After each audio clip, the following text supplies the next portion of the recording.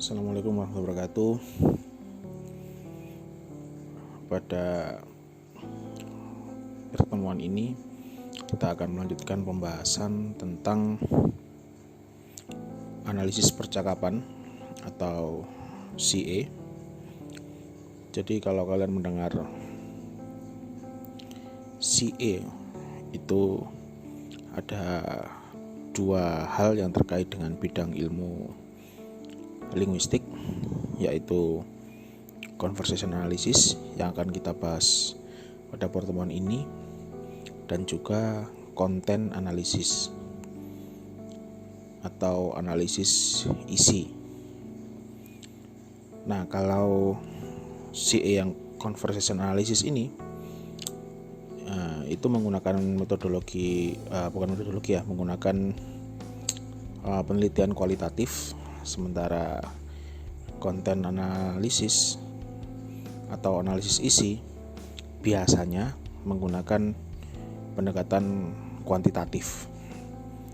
Jadi kebanyakan berupa hitung-hitungan statistik, karena model analisisnya biasanya mencari semacam kata apa yang sering muncul pada suatu wacana.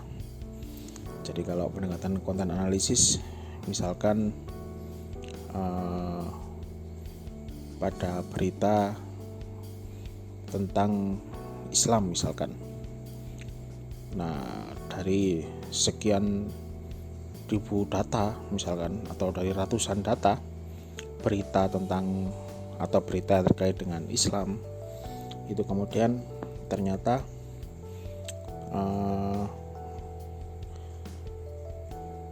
kata yang sering muncul itu adalah kata teroris misalkan. Ini dalam konteks ini ya media barat ya.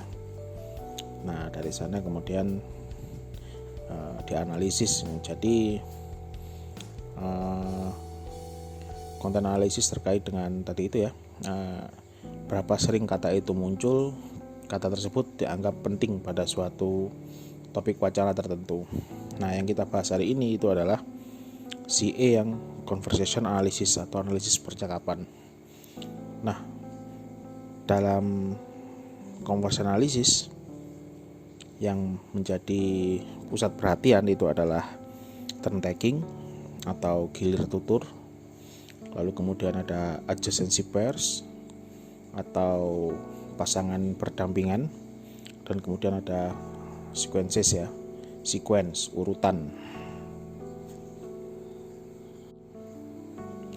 Nah, kalau kalian masih ingat pada minggu lalu saya membahas tentang exchange structure.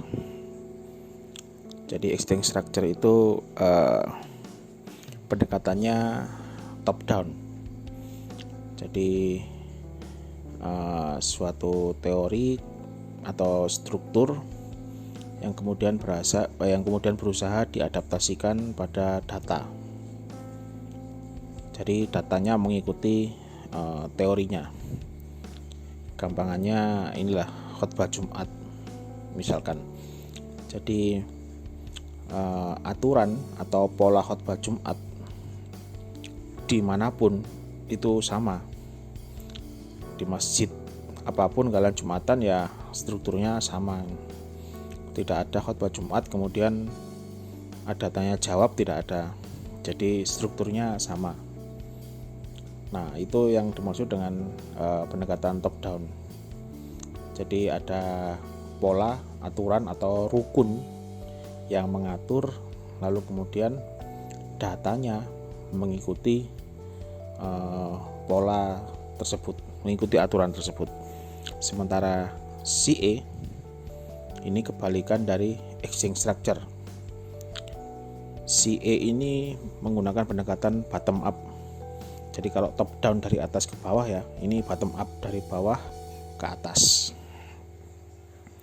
Jadi karena menggunakan pendekatan bottom up, jadi cara analisisnya ya dimulai dengan percakapan itu sendiri. Jadi kita sebagai peneliti melihat suatu percakapan atau mengambil data dari suatu percakapan, kemudian kita membuat struktur dari percakapan tersebut. Karena seperti itu modelnya, karena bottom up tadi, membiarkan datanya berbicara, baru kemudian kita sebagai peneliti menentukan strukturnya. Nah, struktur yang dihasilkan dalam pendekatan model bottom up ini atau CA ini tentu akan berbeda antar data. Jadi karena itu kenapa kualitatif ya? Karena kalau kuantitatif itu berlaku umum atau membuat generalisasi, sementara kalau kualitatif hasil temuannya itu berlaku untuk objek yang diteliti. Jadi kalian ketika misalkan meneliti percakapan antara guru dan murid di sekolah A, belum tentu struktur yang kalian temukan itu kemudian sama dengan struktur percakapan di sekolah B atau sekolah C. Nah, kalau khotbah Jumat tadi kan semuanya sama. Nah, ini karena bottom up tadi, sehingga tidak membuat generalisasi tujuannya.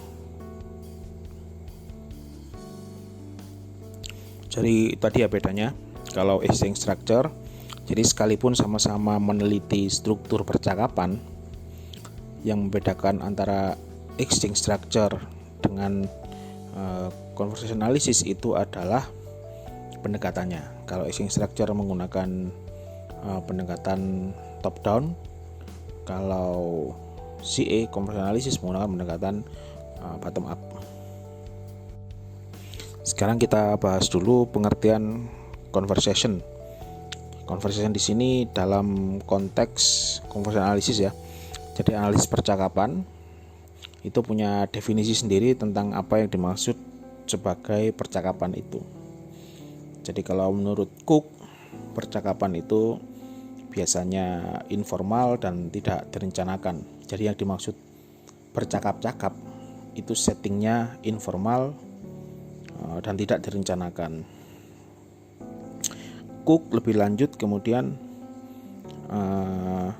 mengatakan bahwa suatu percakapan, suatu pembicaraan, jadi ada si A dan si B sedang berbicara. Nah, itu kan tidak selalu disebut sebagai percakapan, bisa disebut sebagai diskusi, bisa disebut sebagai debat misalkan, atau bisa disebut sebagai rapat. Nah, yang ini sekarang percakapan. Nah, menurut Cook, ketika dua orang itu berbicara dan disebut sebagai, dan pembicaraan itu disebut sebagai percakapan, itu ada 5 klasifikasi yang membuat suatu pembicaraan disebut sebagai percakapan. Yang pertama tadi ya, karena sifat percakapan itu informal, sehingga percakapan bukanlah pembicaraan yang terkait dengan atau terjadi karena adanya ini ya, practical task. Jadi misalkan pembicaraan antara HRD dengan pelamar itu kan dalam konteks pekerjaan, antara polisi misalkan dengan antara polisi lalu lintas dengan yang ditilang misalkan, itu kan juga dalam tugas practical task. Jadi menurut Cook itu bukan percakapan. Lalu kemudian yang kedua, adanya ketimpangan kekuasaan. Yang dimaksud di sini adalah ada satu pihak, ketika seseorang itu berbicara atau dua orang berbicara, ada satu pihak yang memiliki power lebih dibanding yang lain.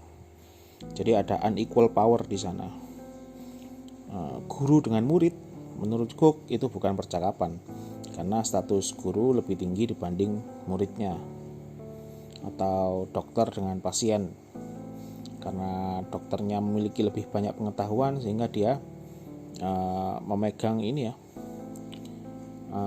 kekuasaan lebih dibanding pasiennya. Jadi menurut Cook itu juga bukan percakapan.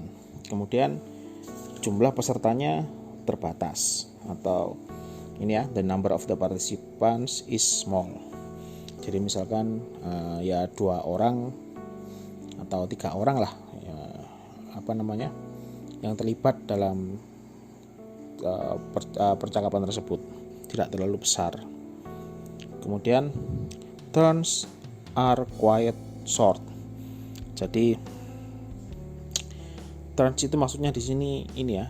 Jadi kalau ada turn taking itu kan gilir tutur. Jadi pergantian pembicaraan itu ini cukup pendek. Jadi misalkan si A ngomong kemudian si B ngomong, nah itu yang dimaksud dengan turn itu. Jadi gantian ngobrol itu adalah turn. Nah, menurut Cook yang dimaksud dari percakapan itu ketika pergantian antara A dan B ketika berbicara itu pendek-pendek. Jadi tidak satu kemudian panjang kemudian yang B itu menimbalinya dengan pendek, tidak seperti itu. Jadi kalau ada yang lebih mendominasi dalam suatu percakapan, ya berarti ada tadi kembali ke poin kedua, ada unequal power di sana. Lalu kemudian ini ya, yang kelima, apa yang dibicarakan atau konteks pembicaraan tersebut itu untuk yang berbicara, jadi bukan untuk audiens atau khalayak yang di luar pembicaraan tersebut. Jadi ya kalau ada A dengan B ngobrol, ya untuk mereka berdua, bukan untuk orang yang kebetulan lewat misalkan. Jadi itu yang dimaksud dengan percakapan menurut Cook. Kalau kalian ingat di contoh-contoh dialog yang pada pertemuan sebelumnya di video exchange structure, di sana ada transaksi percakapan antara guru dengan murid, kemudian wawancara antara dokter dengan pasien, dan kemudian ini ya, host suatu program acara TV dengan audiens atau dengan ini ya, dengan peserta kuis misalkan. Nah, kalau merujuk definisi conversation menurut Cook, ya contoh-contoh yang kemarin tidak termasuk ke dalam conversation. Jadi ketika misalkan guru dengan murid pada kelas geografi mewarnai gunung tersebut, itu ada ketimpangan kekuasaan, ketimpangan power, di mana guru lebih tinggi dibanding muridnya. Kemudian pembicaraan mereka juga dalam konteks ini ya, practical task. Jadi percakapan antara guru dengan murid kan tentang ini ya, gurunya memberikan tugas dalam konteks pekerjaannya sebagai guru dan juga muridnya dalam konteks sebagai murid, sehingga bukan dalam kondisi informal percakapan tersebut. Lalu kemudian percakapan antara host pembawa acara kuis dengan peserta kuis itu juga melanggar poin yang kelima, karena acara kuisnya ditujukan untuk audiens atau penonton dari kuis tersebut. Jadi percakapannya tidak untuk si host dengan si peserta saja, tapi juga untuk audiens di luar atau penonton di rumah, seperti itu.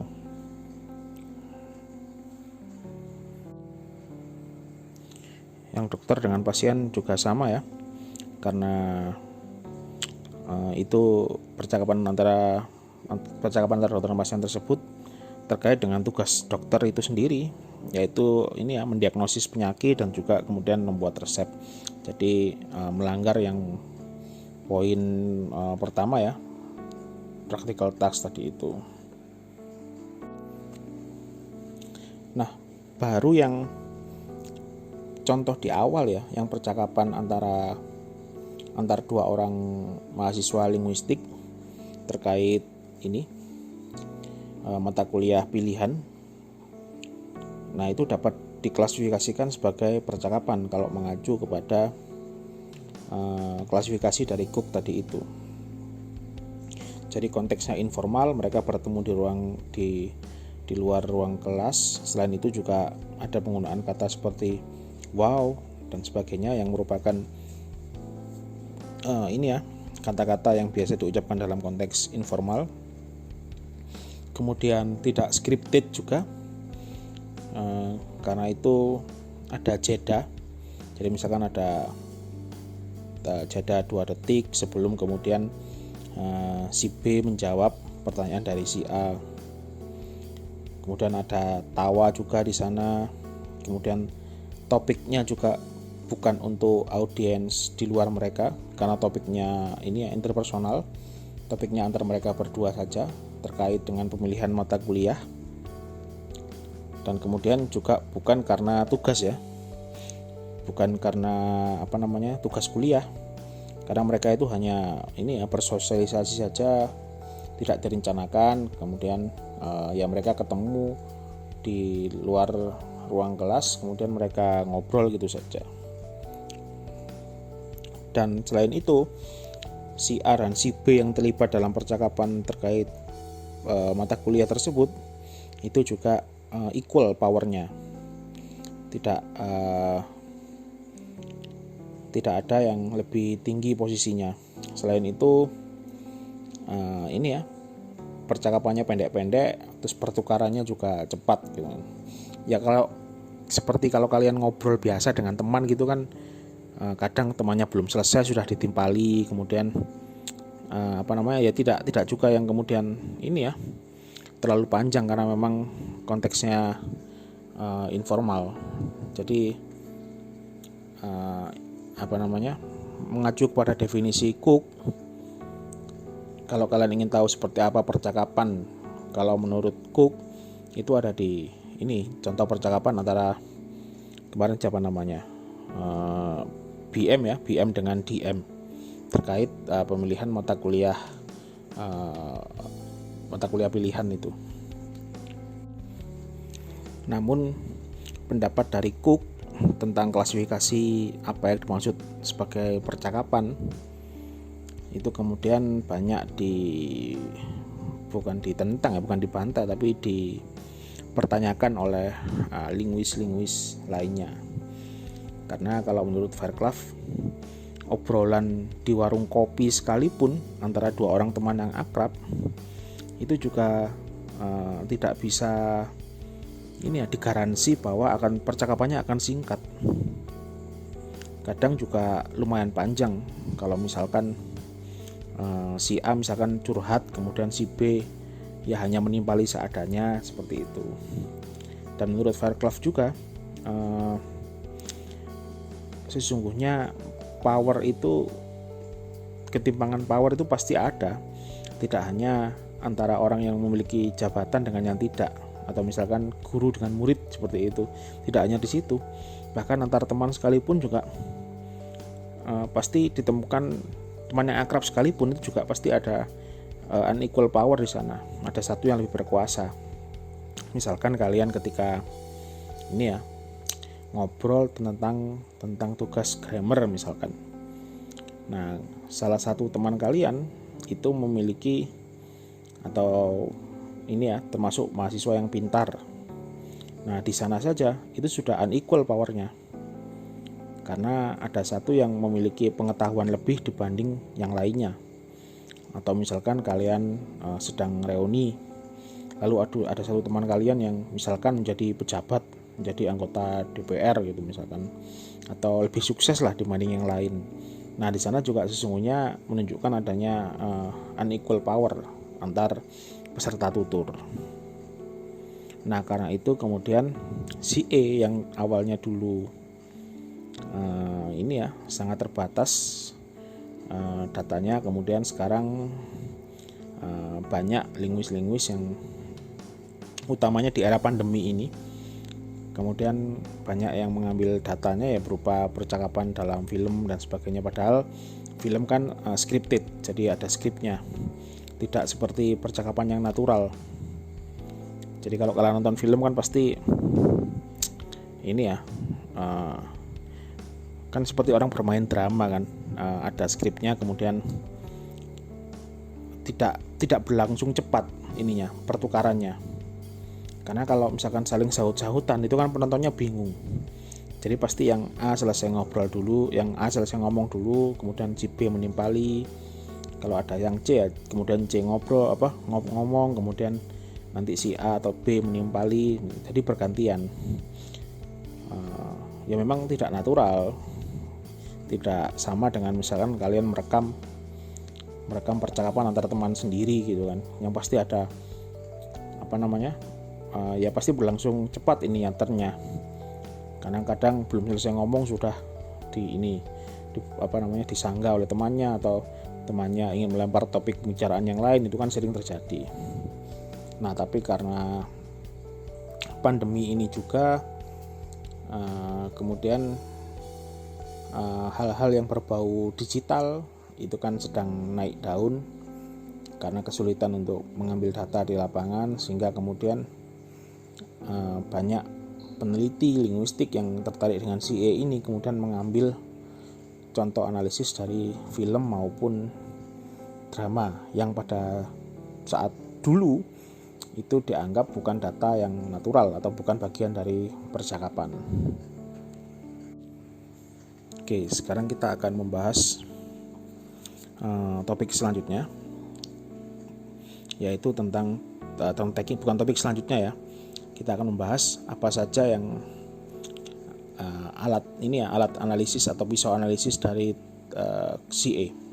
Jadi kalau kalian skripsinya tertarik melakukan analisis percakapan, nah itu teorinya apa sih? Nah ini, yang pertama adalah turn taking atau gilir tutur. Jadi tadi ya, ketika seseorang berbicara itu kan mereka giliran, A ngomong kemudian B menimpali, jadi bergantian. Nah teori pergantian pembicaraan tersebut itu disebut sebagai turn taking.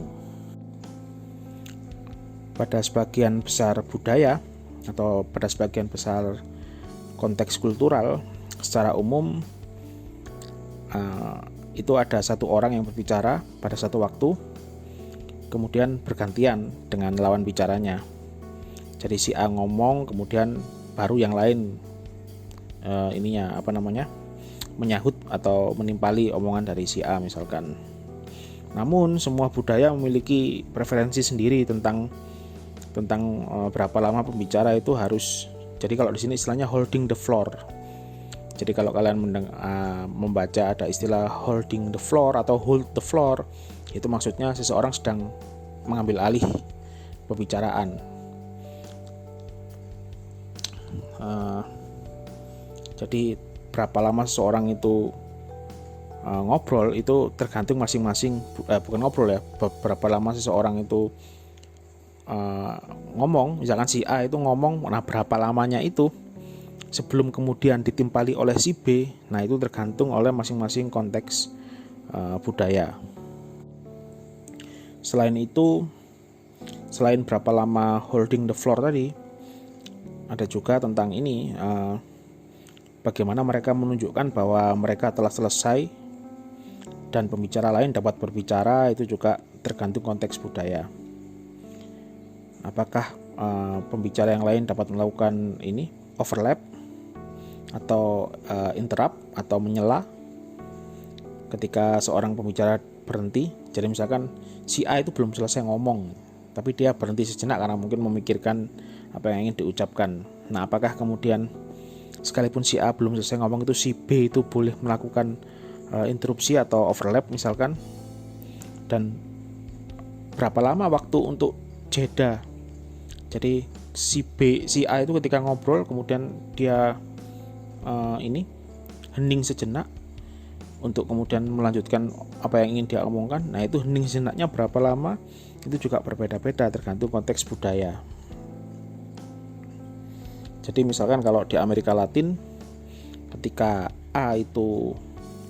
sekalipun A itu belum menyelesaikan topik pembicaraan, tapi ketika dia misalkan jeda sejenak, nah itu secara sosial dapat diterima untuk misalkan si B melakukan overlap atau melakukan interruption, melakukan menyela pembicaraan tersebut. Sementara untuk orang-orang di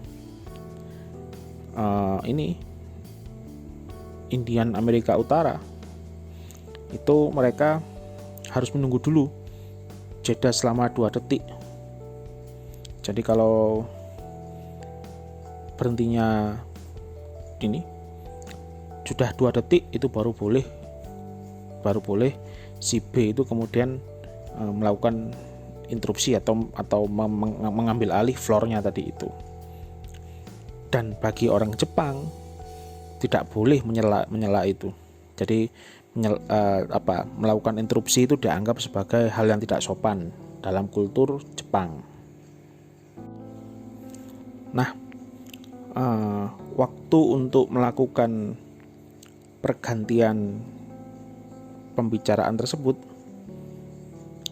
atau waktu untuk melakukan turn taking tersebut itu disebut sebagai TRP atau transition relevant place.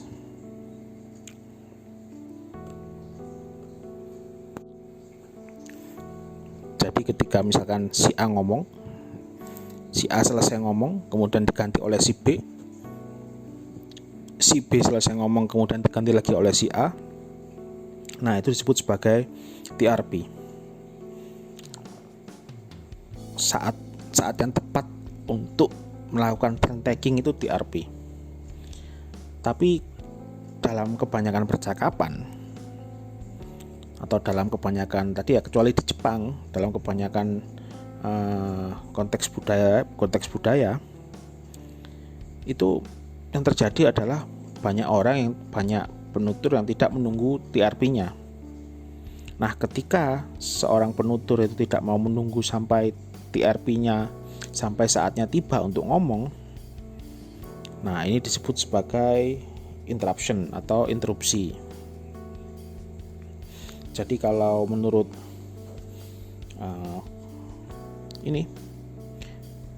teorinya Gompers ini menggunakan tanda garis miring 2 itu untuk menunjukkan adanya interupsi di sana. Jadi ketika si B ngomong yes, tell me what it, kemudian dia baru di what it, tapi dia ngomongnya dia ngomongnya langsung ya, tell me what it is you want. Nah ini dia, tapi ketika di it itu si A ini sudah menimpali may I first of all request the introduction please. Nah, jadi tanda garis 2 di sana itu adalah tanda adanya interruption. Jadi si A itu menginterupsi ucapan dari si B tepat ketika si B itu ngomong it di sana itu. Jadi digunakan tanda garis miring 2 tersebut. Ini ya untuk analisis turn taking ini tanda-tanda seperti ini itu harus ada dalam transkripsi percakapan. Beda ya dengan ketika misalkan kemarin speech act, saya minta untuk analisis percakapan antar teman kalian. Itu kan tidak perlu transkripsinya kemudian diberi tanda. Kalau yang ini harus ada tandanya. Karena untuk membedakan apakah di sana ada interruption, apakah di sana ada overlap. Nah, itu dari tanda-tanda di transkripsi tersebut kita tahunya. Selain interruption ada juga overlap. Overlap itu terjadi manakala pendengar itu memprediksi bahwa saat ini adalah gilirannya, padahal belum. Jadi gitu ya. Jadi saya memprediksi bahwa saat ini giliran saya ngomong. Kalau yang interruption tadi itu kan memang dia tidak memprediksi itu ya, ingin memotong saja pembicaraan. Sementara kalau overlap itu dia sudah menunggu dan mengira bahwa ini gilirannya ngomong, karena mungkin si penutur itu ada jeda di sana. Jadi ketika ada jeda kan dianggap wah ini kayaknya giliran saya ini ngomong, padahal belum.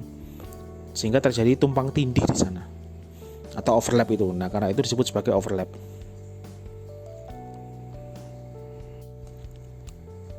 Overlap ini ditandai dengan sama dengan simbolnya. Jadi ketika si interviewee ini ngomong but no more, ya sebenarnya dia belum selesai, tapi si interviewer itu menganggap bahwa si interviewee sudah selesai. Nah kemudian si interviewer ini menjawab what happened to them, seperti itu. Jadi tandanya dengan sama dengan. Nah kalau kalian perhatikan di contoh pada ini ya, exchange structure minggu lalu, ketika di ruang kelas maupun percakapan antara dokter dengan pasien, atau ini ya, percakapan antara host dengan peserta kuis, kan tidak ada di sana overlap maupun interruption. Karena kenapa? Karena tadi itu scripted yang pertama untuk host tadi itu misalkan, kemudian juga ada perbedaan kekuasaan atau unequal power tadi itu. Dalam konteks ruang kelas kan siswa tidak seharusnya ini ya, bicara sebelum gurunya selesai, tapi dia harus menunggu gurunya selesai dulu baru kemudian si muridnya punya hak untuk bicara. Termasuk yang di kuis juga itu malah sangat jarang terjadi ya, kemudian pesertanya mengambil alih tugas host misalkan. Jadi karena tidak adanya overlap, tidak adanya interruption di sana, nah itu ini ya dapat dijelaskan oleh fakta bahwa, atau dalam film juga dapat dijelaskan oleh fakta bahwa percakapan tersebut adalah ini ya scripted atau berdasarkan skrip seperti itu. Karena bahasanya lebih rapi dibanding percakapan dalam kehidupan nyata, dan turn takingnya, jadi gilir tuturnya itu juga sudah direncanakan sebelumnya. Kalau nonton film kan si A ngomong selesai, si B menimpali, nanti si B baru selesai, si A nya ngobrol. Nah itu jadi sudah direncanakan sebelumnya, sehingga tidak muncul yang namanya overlap dan juga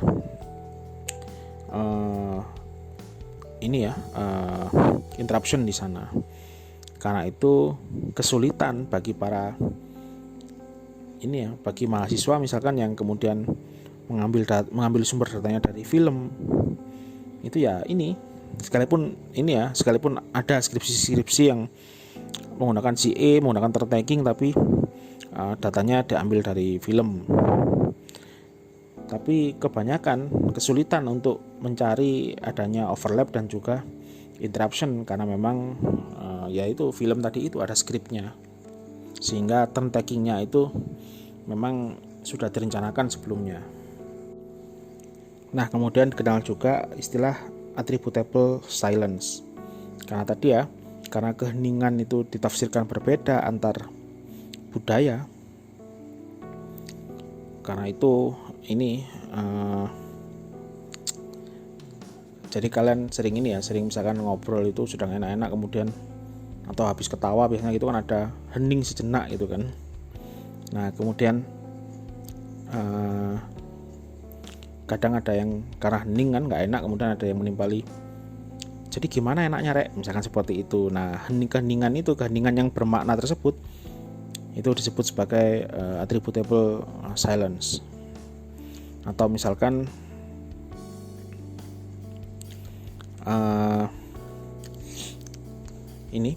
kalau kalian ingin meminta tolong dan biasanya berapa lama pause-nya atau berapa lama ada jeda di ucapan kalian itu ketika meminta tolong, itu biasanya semakin berat yang kalian minta pertolongan misalkan, itu semakin agak lama jedanya. Jadi misalkan kalian mau pinjam uang ke teman kalian, pinjam uang 10.000 dengan mau pinjam uang 3 juta misalkan, itu biasanya bisa ketahuan dari berapa lama diamnya penuturnya itu. Misalkan ya, bro aku mau pinjam uang. Oke bro, berapa? Nah kalau cuma 5.000 itu biasanya langsung 5.000 aja bro, langsung, tidak terlalu lama jedanya. Tapi ketika misalkan nominalnya besar misalkan, atau pertolongan yang kalian minta itu berat, nah itu biasanya jedanya agak lama. Bro, aku mau minta tolong. Minta tolong apa bro? kemudian agak lama diem, baru dia kemudian ngomong, jadi gini bro, gimana ya cara bilangnya ya, jadi kosku ini kan sudah habis waktunya, sementara skripsiku ini sudah akan ujian bulan depan. Kalau aku nambah sama ibu kos nggak boleh nambah hanya sebulan nih, minimal 6 bulan. Aku kan rugi bro kalau misalkan harus bayar 6 bulan. Boleh nggak aku tinggal di kosmu? Nah, biasanya permintaan-permintaannya, potongan-potongan yang berat seperti itu jedanya agak lama. Nah, itu disebut sebagai attributable silence tadi itu. Nah, kemudian di CA juga setelah menganalisis turn takingnya, kalian juga harus menganalisis adjacency pairs-nya atau pasangan berdampingan, ini bahasa Indonesianya. Jadi misalkan si A ngomong, nah omongan si A itu kemudian dibalas oleh si B, balasannya sesuai dengan jadi kalau si A itu berupa pertanyaan, berarti si B itu seharusnya memberikan jawaban. Nah, itu yang dimaksud dengan adjacency pairs. Kalian lihat di sini contohnya, misalkan ada a question, kemudian jawabannya adalah an answer, atau timpalannya adalah an answer. An offer itu juga an acceptance. Kemudian a complaint itu juga pasangannya adalah apology. Misalkan seperti itu. Nah, manakala respon yang diberikan oleh si B itu sesuai dengan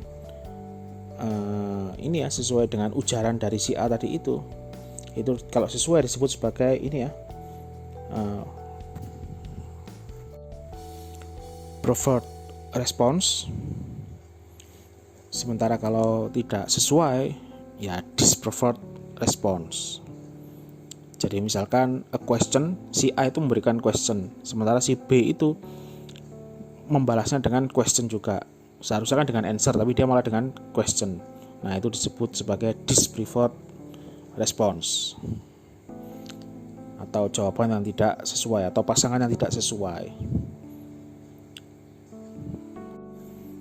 Kalian misalkan nginap di hotel gitu, kemudian melakukan komplain, tapi malah pihak hotelnya mengkomplain balik. Nah, itu berarti dispreferred response juga. Nah, itu ya, jadi dalam konteks adjacency pairs itu ada istilah sesuai dan tidak sesuai. Nah, itu bergantung antara turn takingnya. Jadi ujarannya apa, kemudian seharusnya balasannya seperti ini, tetapi ternyata bisa jadi tidak seperti yang diharapkan, jadi juga sesuai dengan yang diharapkan. Nah, itu termasuk salah satu ini yang harus dibahas ketika kalian melakukan analisis percakapan. Contohnya di buku itu ada percakapan antara suami dengan istri. Si istrinya bilang ke suaminya, "Do you want to test the potatoes?" Kemudian si suaminya menjawab, "Can I just finish the sentence?" Kemudian ini dalam konteks ini ya. Jadi konteksnya si istrinya masak, kemudian si suaminya sedang membaca buku. Kemudian wife-nya menimpali, "Of course."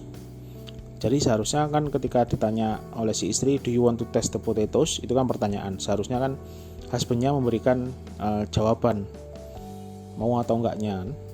Kalau iya ya dia bilang, "Ya saya mau nyoba," atau "Saya nggak mau nyoba," gitu kan.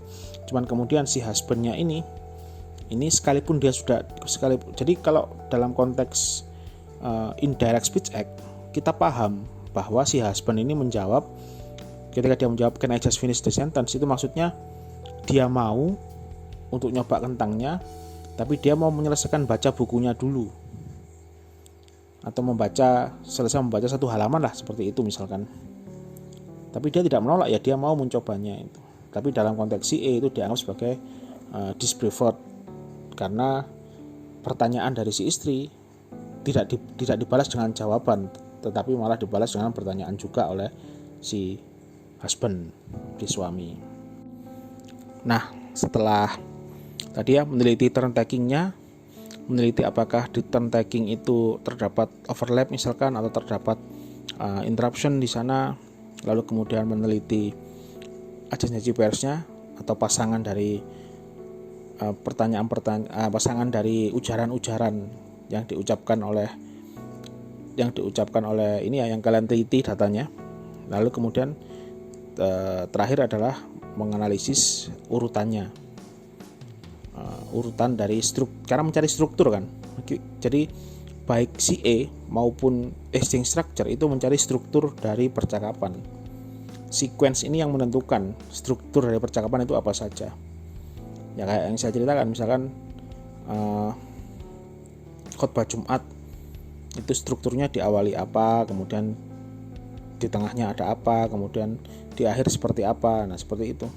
Skripsi itu strukturnya diawali dengan halaman judul, lalu ada lembar pengesahan, lalu kemudian ada abstrak, halaman abstrak, lalu ada daftar isi, kemudian ada bab 1, bab 2, bab 3, bab 4, lalu ada daftar pustaka. Nah itu strukturnya seperti itu, sequence-nya seperti itu skripsi. Kan tidak mungkin kemudian skripsi itu kesimpulan di awal, setelah itu kemudian judulnya di belakang, kan tidak mungkin. Struktur atau sequence dari skripsi seperti itu. Karena itu sequence di sini juga berperan penting dalam analisis atas suatu percakapan. Jadi dan ini ya, istilah-istilah overlap, interruption, kemudian change pair, lalu kemudian sequence ini sama digunakan oleh hampir seluruh ahli CA. Yang membedakan mungkin itu hanya ininya saja. Ada satu yang misalkan ini ya, si John Cutting ini di sini hanya menampilkan ada overlap dan ada interruption di sana. Tapi mungkin di teori yang lain itu lebih banyak klasifikasi turn takingnya. Tidak masalah, kita belajar yang paling sederhana saja sekarang ini. Termasuk di sequence ini. Jadi kalau menurut bukunya John Cutting itu ada jadi urutan dari seseorang ketika terlibat conversation itu ada pre-sequence, lalu ada insertion sequence, kemudian ada opening and closing sequence. Kita mulai dari yang pre-sequence dulu. Jadi pre-sequence itu ujaran-ujaran pembuka yang mengawali ujaran-ujaran selanjutnya sebelum masuk ke topik atau maksud yang sebenarnya.